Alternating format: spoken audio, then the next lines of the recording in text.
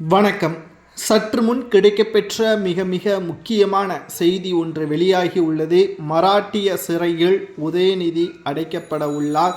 இன்று இரவு தமிழகத்தில் மராட்டிய காவல்துறையினர் தற்பொழுது தமிழக காவல்துறையின் உதவியுடன் துணை முதல்வர் ஸ்டாலின் அவர்களை கைது செய்ய உள்ளார்களா?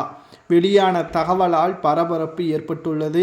தடுத்து நிறுத்துவாரா தமிழக முதல்வர் ஸ்டாலின்? அதாவது கடந்த சில மாதங்களுக்கு முன்பாக திமுகவின் அமைச்சராக இருந்த உதயநிதி ஸ்டாலின் அவர்கள் மேடையில் இந்துக்களை அவமானப்படுத்தும் விதமாக சனாதன தர்மத்தை மிக மோசமான முறையில் விமர்சனம் செய்தார்.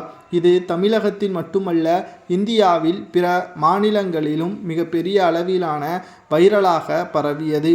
இதனால் தமிழகத்தில் மட்டும் 4 வழக்குகளும் பிற மாநிலங்களில் 24 வழக்குகளும் பதிவு செய்யப்பட்டது.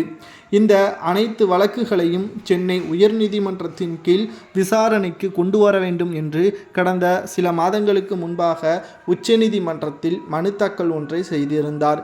அதில் சாமானிய ஒருவர் பேசியிருந்தால் அவரை மன்னித்து விடலாம் அல்லது அவருக்கான மனுவை ஏற்றுக்கொள்ளலாம்.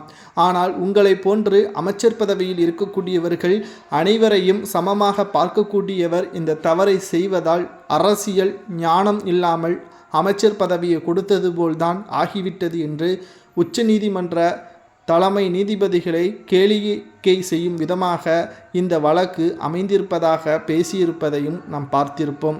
கடைசியில் ஒவ்வொரு நீதிமன்றத்திலும் விசாரணையின் பொழுது நேரடியாக ஆஜராக வேண்டும் இறுதி தீர்ப்பின் பொழுது என்று நீதிபதி கூறியிருந்தார்.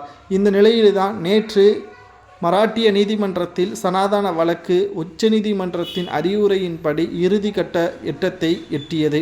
இதில் மராட்டிய நீதிமன்றத்தில் ஆஜராகாமல் எந்த ஒரு கடிதமும் கொடுக்காமல் ஆஜராகாத காரணத்தினால் பிடிவாரண்ட் மூலமாக இன்று இவரை கைது செய்ய உள்ளார்களா அல்லது மீண்டும் இவருக்கு ஒரு வாய்ப்பு வழங்கப்படுமா? துணை முதல்வர் என்ற காரணத்தினால் பல்வேறு பணிச்சுமையின் காரணமாக வர முடியவில்லை என்று அதற்கான விளக்கத்தை கொடுப்பாரா என்பது இன்று இரவுதான் தெரிய வரும். குறிப்பாக முதல்வர் ஸ்டாலின் அவர்கள் தமிழகத்தில் ஒட்டுமொத்தமாக அடுத்த தலைவரை உதயநிதிதான் என்று பல்வேறு விமர்சனமும் செய்து வருகிறார்.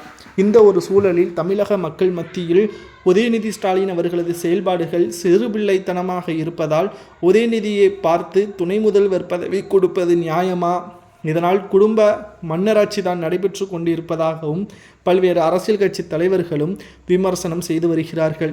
ஒருவேளை இன்று இரவு உதயநிதி ஸ்டாலின் அவர்கள் கைது செய்யப்பட்டு சிறையில் அடைத்தால் எத்தனை ஆண்டுகள் சிறை தண்டனை கொடுக்கலாம் என்பதை கமெண்டில் கூறுங்கள்.